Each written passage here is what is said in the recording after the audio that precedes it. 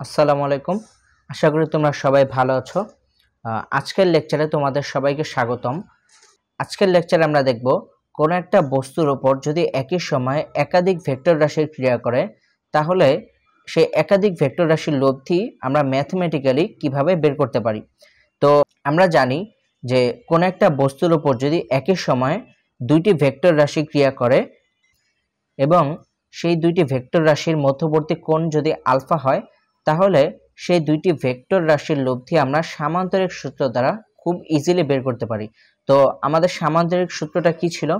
তো দেখো, তো মনে করো একটা বস্তুর ওপর পি একটা ভেক্টর এবং কিউ একটা ভেক্টর আলফা কোণে ক্রিয়ারত এবং এই দুইটা ভেক্টরের লব্ধি যদি আমরা বের করতে চাই, ধরো লব্ধিটা ধরলাম আমরা আর ভেক্টর, তাহলে এই আর ভেক্টরের মান আমরা খুব ইজিলি সামান্তরিক সূত্র দ্বারা বের করতে পারি। তো আমাদের এখানে আরটা আমরা কিভাবে বের করতে পারতাম? আর ইকুয়াল টু ছিল আমাদের root over P square plus Q square plus 2pq cos vector রাশি দুটির মধ্যবর্তী কোণ অর্থাৎ আলফা। তো এইভাবে আমরা দুইটি ভেক্টর রাশির লব্ধি খুব ইজিলি বের করতে পারতাম এবং আমরা যদি লব্ধিটার দিক নির্ণয় করতে চাই তাহলে আমরা তখন কোন সূত্র ইউজ করতাম? মনে করো আমাদের যে লব্ধিটা রয়েছে আর ভেক্টর, সেই লব্ধিটা পি ভেক্টরের সাথে থিটা কোণ উৎপন্ন করেছে, তাহলে এই থিটার ভ্যালু আমরা বের করতে পারতাম কোন সূত্র দ্বারা? থিটা ইকুয়াল টু আমাদের ছিল টেন ইনভার্স,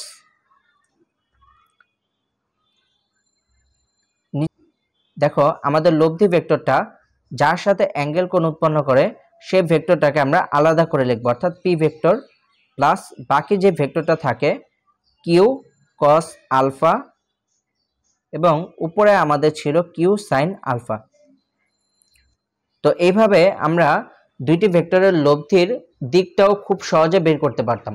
তো এখানে একটা কথা তোমাদেরকে বলি যে আমাদের লব্ধি ভেক্টরটা যার সাথে কোণ উৎপন্ন করে নিচে হচ্ছে আমরা তাকে আলাদা আকারে রাখবো। তো এখানে যদি আমাদের লব্ধিটা মনে করো কিউ ভেক্টরের সাথে অ্যাঙ্গেল উৎপন্ন করত, তাহলে আমাদের পি এর স্থলে বসতো কিউ এবং কিউ এর স্থলে বসতো পি।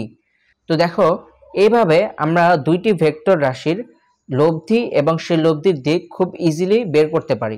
কিন্তু কোনো একটা বস্তুর ওপর যদি একই সময়ে দুইয়ের অধিক বল ক্রিয়া করে, ধরো 3টা 4টা বা 5টা বা একাধিক ভেক্টর রাশি যদি একই সময়ে ক্রিয়া করে, তাহলে আমরা সেই একাধিক ভেক্টরের লব্ধি কিভাবে নির্ণয় করতে পারতাম? আজকের লেকচারে আমরা সেই প্রক্রিয়াটাই দেখব। তো চলো আমরা আমাদের মূল লেকচারটা শুরু করি। তো দেখো, কোনো একটা বস্তুর ওপর একই সময়ে একাধিক ভেক্টর রাশি ক্রিয়া করলে তাদের লব্ধি নির্ণয়ের জন্য আমরা লম্বাংশ উপপাদ্যটা ব্যবহার করব। তো এই প্রসেসটা জানার জন্য তোমাদের অবশ্যই লম্বাংশ সম্পর্কে ক্লিয়ার একটা ধারণা থাকা লাগবে এবং একটি ভেক্টরের লম্বাংশ আমরা কিভাবে বের করতে পারি সেই সম্পর্কে তোমাদের ক্লিয়ার একটা ধারণা থাকা লাগবে। তো তোমরা যারা লম্বাংশ সম্পর্কে জানো না তাদের জন্য ডেসক্রিপশন বক্সে আমার লম্বাংশ রিলেটেড যে লেকচারটা রয়েছে সেই লেকচারের লিঙ্ক আমি দিয়ে দিব, তোমরা চাইলে দেখতে পারো। তো দেখো লম্বাংশ উপপাদ্যটা আমাদের এখানে কি বলা আছে আমরা একটু দেখি। কোনো নির্দিষ্ট দিকে একাধিক বলের লম্বাংশের বীজগণিতীয় সমষ্টি ওই একই দিকে ওই সকল ভেক্টরের লব্ধির লম্বাংশের সমান। অর্থাৎ দেখো আমাদের এখানে একাধিক ভেক্টর রাশি রয়েছে এবং এই সকল ভেক্টর রাশির লব্ধি মনে করো আমরা কল্পনা করলাম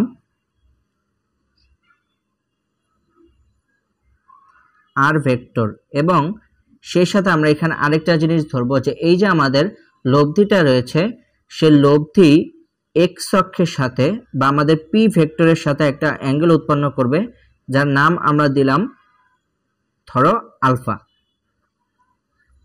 আচ্ছা, এখন এই লম্বাংশ উপপাদ্যে বলা আছে যে কোনো একটা নির্দিষ্ট দিকে আমাদের পি ভেক্টরটা যে রয়েছে P vector, Q vector, S vector এবং ডাব্লিউ ভেক্টর, এই সকল ভেক্টরের যে লম্বাংশ হবে ওই লম্বাংশগুলোর সমষ্টি এই আর ভেক্টরের ওই একই দিকে লম্বাংশের সমান। তো মনে করো আমরা সেই নির্দিষ্ট দিক একবার ধরবো এক্স অক্ষ এবং আরেকবার ধরবো ওয়াই অক্ষ।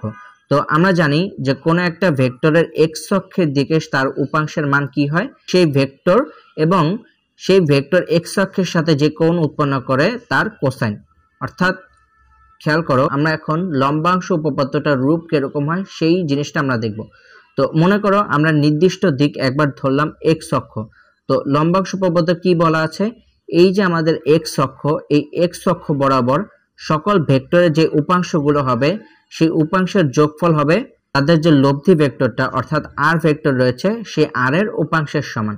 তো দেখো এক্স অক্ষের দিকে আমাদের আর এর উপাংশ কি, আর ভেক্টর এবং তার কোণের কোসাইন। তো খেয়াল করো আমাদের যে আর ভেক্টরটা রয়েছে বা লব্ধি, সেই লব্ধিটা এক্স অক্ষের সাথে কত কোণ উৎপন্ন করেছে, আলফা কোণ। তাহলে এটার ভ্যালু হবে আর কস আলফা ইকুয়াল টু আমাদের কি হবে, আমাদের যে সকল ভেক্টর রয়েছে সেই সকল ভেক্টরের উপাংশের যোগফল। তো দেখো পি ভেক্টর উপাংশ আমাদের এক্স অক্ষের দিকে কি হবে, পি কস থিটা 1 প্লাস দেখো আমাদের কিউ ভেক্টর। তো কিউ ভেক্টরটা আচ্ছা, তো দেখো এটা হচ্ছে আমাদের কিউ ভেক্টর এবং কিউ ভেক্টরটা এক্স অক্ষের সাথে এই যে দেখো অ্যাঙ্গেল থিটা 2 কোণ উৎপন্ন করেছে, অর্থাৎ কিউ এর উপাংশ হবে কিউ কস থিটা 2 প্লাস আমাদের এস ভেক্টরটা রয়েছে। তো এস ভেক্টর আমাদের এক্স অক্ষের সাথে কত কোণ উৎপন্ন করেছে, দেখো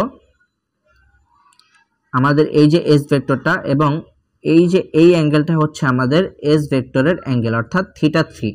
তো S vector cos theta 3 plus আমাদের যে অবশিষ্ট ভেক্টরটা রয়েছে তার উপাংশ অর্থাৎ ডাব্লিউ ভেক্টরটা। তো দেখো ডাব্লিউ ভেক্টর আমাদের এক্স অক্ষের সাথে কত কোণ উৎপন্ন করেছে, এই যে আমাদের এই অ্যাঙ্গেলটা এবং এই অ্যাঙ্গেলের ভ্যালু হচ্ছে থিটা 4 অর্থাৎ ডাব্লিউ কস থিটা 4। তো দেখো এই যে আমাদের রূপটা রয়েছে এই রূপটার কথাই কিন্তু আমাদের লম্বাংশ উপপাদ্যে বলা আছে যে একাধিক ভেক্টরগুলো যে রয়েছে, দেখো P vector, Q vector, S vector এবং ডাব্লিউ ভেক্টর, সেই ভেক্টর কোন একটা নির্দিষ্ট দিকে ওই সকল ভেক্টরের যে উপাংশের সমষ্টি সেটা হবে আমাদের লব্ধির উপাংশের সমান। তো অনুরূপভাবে আমরা যদি এখন ওয়াই অক্ষ বরাবর সকল ভেক্টরের উপাংশ নেই, আমাদের রূপ কিন্তু একই হবে। তো দেখো আমরা জানি যে আমাদের ওয়াই অক্ষ বরাবর কোন একটা ভেক্টরের উপাংশ আমরা কিভাবে বের করতে পারি, সেই ভেক্টর এবং সেই ভেক্টর এক্স অক্ষের সাথে যে কোণ উৎপন্ন করে তার সাইন ভ্যালু, অর্থাৎ এখানে হবে আমাদের আর সাইন আলফা ইকুয়াল টু আমাদের বাকি যে ভেক্টরগুলো রয়েছে সেই ভেক্টরগুলোর উপাংশের সমষ্টি অর্থাৎ P sine theta 1 plus Q sine theta 2 plus S sine theta 3 plus W sine theta 4। তো এইভাবে যদি আমাদের আরো ভেক্টর থাকে সেভাবে চলতে থাকবে। তো দেখো এই যে আমাদের দুইটা সমীকরণ রয়েছে এই দুইটা সমীকরণ ইউজ করেই কিন্তু আমরা একাধিক ভেক্টরের লব্ধি বের করতে পারি। তো চলো এখন আমরা দেখি যে এই দুইটা সমীকরণ ইউজ করে আমরা কিভাবে একাধিক ভেক্টর রাশির লব্ধি বের করতে পারি। আচ্ছা, তো মনে করো আমাদের কাছে কোন একটা বস্তুর ওপর একই সময় ক্রিয়ারত তিনটা বল বা তিনটা ভেক্টর রাশির মান দেওয়া আছে এবং আমাদেরকে বলল এই তিনটা বলের লব্ধি ও দিক নির্ণয় করতে। তো এখন এইখানে হচ্ছে আমরা যে লম্বাংশ উপপাদ্য আমরা দেখলাম সেই লম্বাংশ উপপাদ্যটা কাজে লাগিয়ে আমরা এখন তিনটা ভেক্টরের লব্ধি নির্ণয় করব। তো দেখো এখানে আমাদের পি ভেক্টরটা দেওয়া আছে এবং তার ভ্যালু হচ্ছে 5 নিউটন, কিউ ভেক্টর দেওয়া আছে যার ভ্যালু হচ্ছে 10 নিউটন এবং এই কিউ ভেক্টরটা এক্স অক্ষের সাথে বা পি ভেক্টরের সাথে দেখো এখানে 30 ডিগ্রি অ্যাঙ্গেল উৎপন্ন করেছে এবং এস ভেক্টরটার ভ্যালু হচ্ছে আমাদের 15 নিউটন এবং এক্স অক্ষ বরাবর বা পি ভেক্টরের সাথে 120 ডিগ্রি কোণ উৎপন্ন করেছে। তো মনে করো এই যে তিনটা ভেক্টর রাশি রয়েছে এদের লব্ধিটা আমরা ধরলাম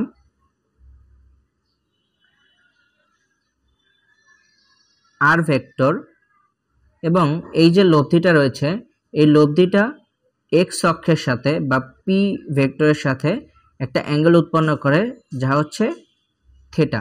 আচ্ছা, তো আমরা লম্বাংশ উপপাদ্যে দেখেছিলাম যে আমাদের যে একাধিক ভেক্টর দেওয়া থাকে কোনো একটা নির্দিষ্ট দিকে, সেই সকল ভেক্টরের লম্বাংশের সমষ্টি আমাদের যে লব্ধিটা রয়েছে সে একই দিকে ওই লব্ধিটা যে উপাংশ উৎপন্ন করবে তার সমান।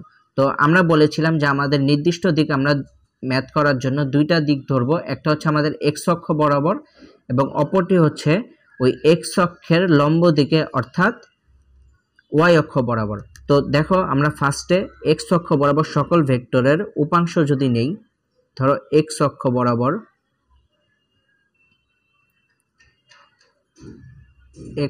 বরাবর লম্বাংশ উপপাদ্য ব্যবহার করে পাই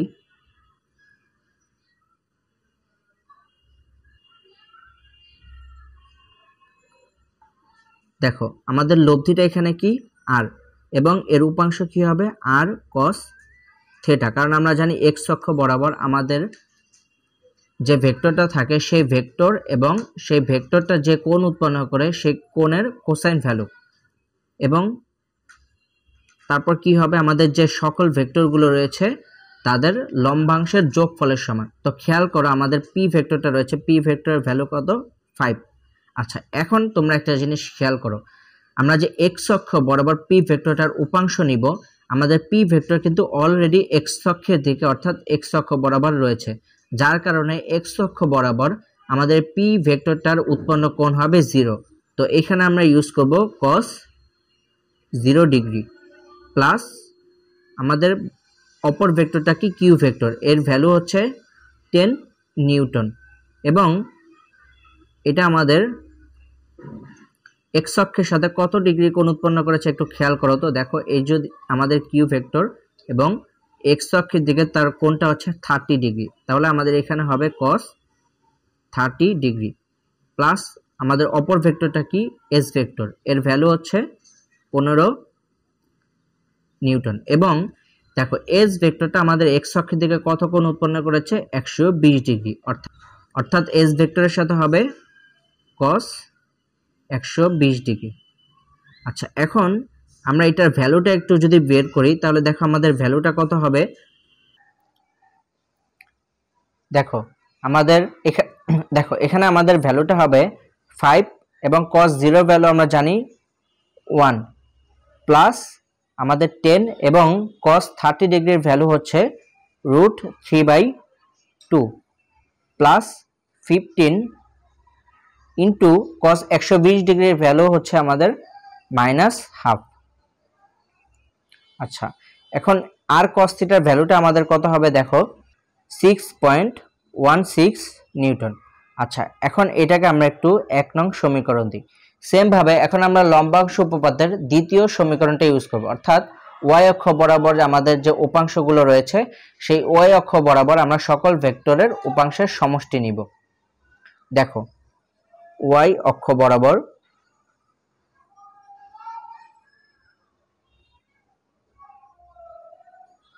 লম্বাংশ উপপাদ্য ব্যবহার করে পাই।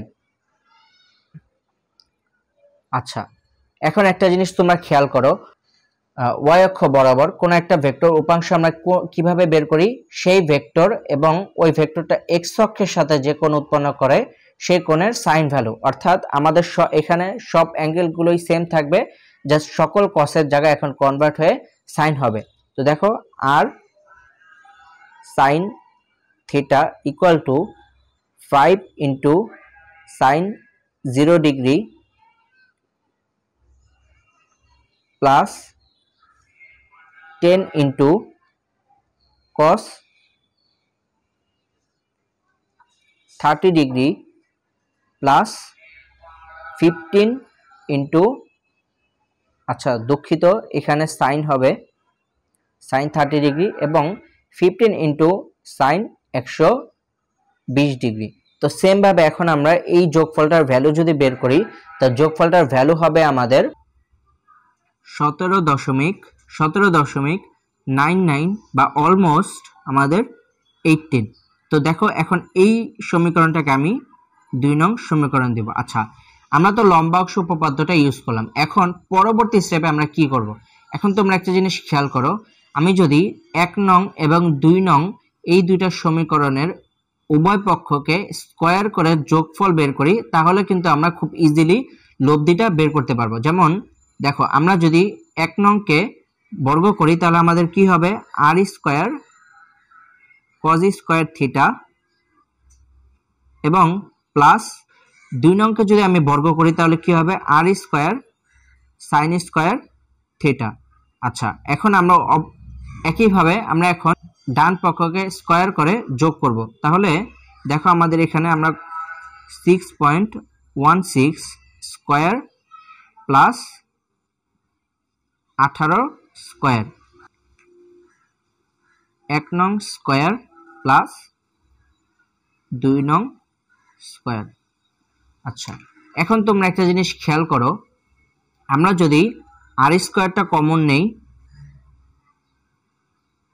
তাহলে আমাদের ভেতরে কি হবে, sine square theta plus cos square theta.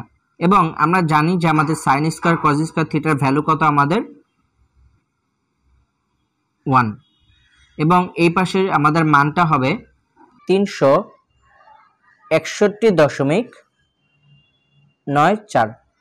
আচ্ছা, এখন আমরা কি করব, দেখো এখন আমরা কি পরবর্তী লাইনে আমরা কি লিখতে পারি, আমাদের sin square cos square value যদি আমাদের 1 হয় তাহলে আমরা পরবর্তী লাইনে লিখতে পারি r স্কয়ার ইকুয়াল টু আমাদের কত, 361.94।